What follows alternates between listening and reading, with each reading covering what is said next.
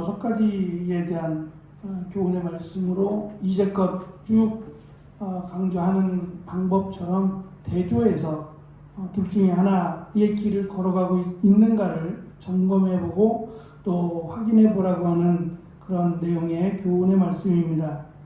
첫 번째 교훈은 장사하는 것과 관련된 지혜입니다. 속이는 저울과 공평한 추라고 대조해 설명합니다. 당시에는 두 개의 추가 있었다고 합니다. 장사하는 사람들은 무거운 추 그리고 가벼운 추가 있어서 물건을 구입할 때에는 무거운 추를 사용해서 풍리를 취하고 팔 때에는 가벼운 추를 이용해서 소비자들에게 폭리를 취했다라고 하는 그러한 내용입니다. 문제는 하나님께서 이 속이는 저울, 이 저울을 미워하신다라고 말씀하고 있는데요. 이 미워하다라고 하는 단어가 역겨움과 가증스러움을 의미하는 단어입니다. 다시 말하면 우상을 섬기거나 음행하거나 할 때 주로 등장했던 가증이 여기다라고 하는 말과 같은 단어로 사용이 됩니다. 하나님은 이 속여서 파는 그리고 속임을 당하는 연약한 자들 그들을 외면하지 않으신다는 것이고 하나님은 그것을 속이는 것을 하나님은 아시고 심각한 죄로 인정하신다라는 것을 알라는 거예요. 그러니까 이익이 적더라도 정직하게 장사를 하라는 거죠. 요즘 이 TV에서 이제 소금 이야기가 나옵니다. 제가 깜짝 놀랐어요.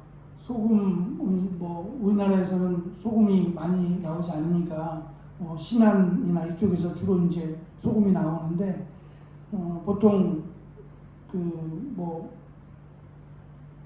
간수를 뺀 소금들이 훨씬 더 비싸잖아요. 비싼데, 오래되지 않은, 그러니까 간수를 많이 빼지 않은 소금일수록 더 저렴한데, 간수를 뺀 소금은 한 4년, 5년 정도 간수를 뺐다 그러면 10만 원이 넘고요. 20kg가.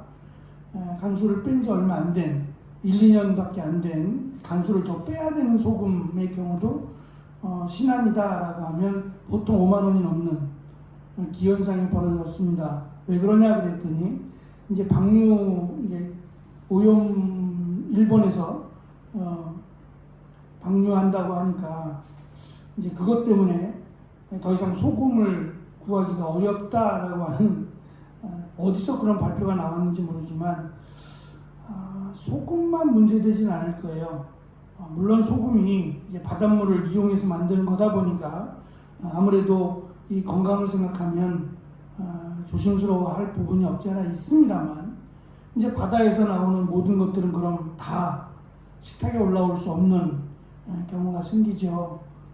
이 부분에 대해서 일본이 막는다고 안 할 리는 없고 좀 싸울 게 아니라 좀 대책을 마련해야 되지 않겠나? 이제 소금만의 문제가 아니라 이제 물건을 구입해야 되는 소비자의 입장에서는 굉장한 어려움이 올 수도 있는 그런 상황이 벌어지겠다 싶습니다. 소금 하나가 그렇다면 기타 다른 바다에서 나는 것들이 이렇지 않다라는 보장을 못할 거예요. 결국은 정말 어쩔 수 없는 상황에 상황 때문에 이루어지는 일이기도 하겠지만 이 중간에서 이익을 취하려고 하는 자들의 이 장난도 무시할 수 없다는 거죠. 이것을 나라에서 좀 잘 관리해 주면 좋겠다라는 생각이 들어요. 비단 이 시대뿐만 아니라 과거에도 성경에 기록된 솔로몬이 바라보는 그 시대에도 이런 일들이 많았다는 거죠. 속이는 일들, 속여서 자신의 이익을 높이려고 하는 자들, 그들에 대해서 사람은 속일 수 있지만 하나님은 그것을 가증히 여기신다라는 것을 강조하고 있고, 두 번째는 교만한 사람 그리고 겸손한 사람에 대한 교훈입니다. 교만이라는 단어는 지나친 자신감이고 삶에서 하나님이 머무실 공간이 없다라고 하는 의미를 가지고 있어요. 왜냐하면 자기의 생각 또 자기의 주장이 워낙 강해서 그 안에 하나님의 말씀이 들어올 틈이 없는 거죠. 이제 그런 경우 그를 교만하다라고 설명하고, 그 반대의 경우 정말 하나님의 도우심이 없으면 나는 아무것도 할 수 없다라고 하는 세상적인 기준에서 보면 참 미련하고 어리석다라고 볼 수 있겠지만, 신앙적 관점에서 보면 하나님을 온전하게 믿기 때문이다라고 말할 수 있을 겁니다. 교만한 자와 속이는 추의 공통점이 있는데, 자신들을 실제보다 더 무겁다고 또는 비중이 있다라고 하는 것이 공통점입니다. 겸손한 자는 지혜롭다라고 설명하는데, 이 말은 지혜가 겸손한 자와 함께한다라고 하는 의미예요. 겸손한 자는 하나님의 도우심을 구하고 인도하심을 구하는 자는 지혜가 함께할 것이고, 자신이 마치 하나님인 것처럼 착각하는 자에게는 멸망이 따라온다라고 설명을 합니다. 세 번째 교훈은 정직한 자와 사악한 자를 대조해서 교훈합니다. 정직이라고 하는 말은 올바르게 판단한다라는 의미도 있지만, 곧은 길, 좌로나 우로나 치우치지 않고 곧바로 길을 가는 사람을 의미하는 단어입니다. 이들은 성실하다라고 설명하고 있고, 이 성실하다라고 하는 것은 도덕적으로 순결하여 흠이 없다는 의미입니다. 그러니까 거룩하게 살기 위해서 몸부림을 치고 이 좌로나 우로나 치우치지 않는 사람을 의미하고, 사악한 사람은 다른 사람을 기만하고 속이는 자를 의미하며, 그들의 패역함이라고 하는 하나님을 무시하는 말과 행동을 하는 사람은 하나님이 그를 파괴하신다라고 하는 멸망의 길로 인도하신다, 또는 그의 생명을 줄이신다. 그래서 그가 한 계획을 이루지도 못하고 세상을 떠나게 된다라고 하는 말씀입니다. 네 번째 교훈은 재물과 공의에 대한 가르침인데요. 불의하게 모은 재물은 하나님의 심판을 받게 될 때 아무런 도움을 받지 못한다라는 것이고, 또 공의를 행하는 자는 환난을 당할 때 그에게 도움이 된다. 이것은 전제가 앞에서 쭉 말씀드린 것처럼 그의 삶만을 의미하지 않고, 그가 하나님을 믿고 하나님을 의지한다라는 것을 전제로 할 때 하는 말입니다. 공의롭게 살아가면 그 공의가 공의로운 삶을 살아가는 그가 어려움을 당할 때 반드시 그에게 도움이 된다라고 하는 의미입니다. 다섯 번째는 완전한 자와 악한 자를 대조해서 가르치는데요. 완전하다라는 말은 조금 해석하기 참 어려운 말입니다. 왜냐하면 완전한 자가 없잖아요. 완전하게 하려고 노력하는 사람은 있을지라도 완전한 사람은 존재하지 않는데, 하나님 외에 누가 완전하겠어요? 그러니까 이 완전하다라고 번역된 단어는 견고해지도록 늘 준비하다라고 하는 의미가 있습니다. 그러니까 세상과 타협하지 않기 위해서, 또는 세상의 유혹에 대해서 흔들리지 않도록 자신을 견고하기 위해서 늘 준비하고 노력하다라고 하는 의미입니다. 진행형이죠. 과연 나는 세상의 유혹에 방치되어 있는지, 아니면 세상의 유혹에 흔들리지 않도록 늘 준비하고 있는지를 돌아보라는 겁니다. 그렇게 자신을 늘 말씀 가운데 또 세상에서 이 믿음을 지키기 위해서 노력한다면 그는 하나님이 그 길을 인도해 주실 것이고, 반면에 악한 자라고 번역한 이 단어가 참 특별한 단어인데, 자주 등장하는 단어가 아닌데 악한 자라고 번역을 했습니다. 이 단어는 아무런 생각이 없이 사는 사람이에요. 미래를 준비하지 않고 그냥 매일매일을 허송세월을 하듯 보내며 사는 사람입니다. 그 사람은 결국 자기의 그 생각으로 말미암아 멸망을 당할 것이다 라고 하는 내용의 말씀입니다. 마지막 여섯 번째는 결론입니다. 결국 의인이라고 결론을 내리고 있는데, 이 의인이 앞에서 설명한 완전한 자가 됐든 아니면 공의로운 자가 됐든 또 하나님 말씀대로 살아가는 자가 됐든 이 다양한 방법으로 소개하고 있는 이 의인은 환난에서 구원을 받을 것이다.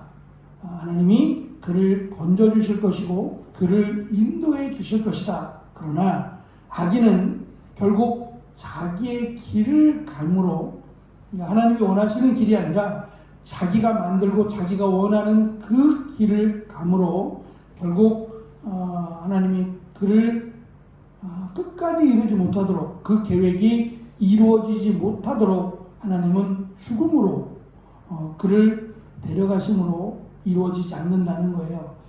이 말씀을 들으면서 어찌 보면 끔찍하긴 한데 하나님은 시간의 하나님이시고 또 시간을 만드시고 인간을 만드신 하나님이시잖아요. 그러니까 얼마든지 가능한 일이고 또 사람은 그를 막을 수 없어요. 제가 그 생각이 들어서 역사에 대해서 나중에 시간이 지나서 이 역사를 평가할 일이 있을 겁니다. 우크라이나나 러시아나 계속해서 자기들이 옳다라고 주장하고 전쟁을 벌이고 있는데요. 거기에 대한 평가는 시간이 지나면 정확하게 평가가 나올 겁니다. 이 말씀 속에서 그런 생각이 들어요. 만약에 러시아나 푸틴이 악한 사람이라면 누구도 그를 제재하지 못하죠. 유엔에서도 그렇고 미국에서도 그렇고 흉내만 내고 있는 것 같아요. 제재하지 못하고 간접적으로 웃기는 우크라이나에게 무기를 제공한다든지 하여튼 여러 가지 방법으로 노력들을 하고 있지만 결정적인 노력은 되지 않습니다. 그만큼 자칫하다가는 또 다른 전쟁, 세계대전이 일어날 가능성이 없지 않아 있지요. 하지만 우크라이나에도 믿음의 사람들이 있을 것이고 하나님의 은혜를 구하는 자들이 분명히 있을 겁니다.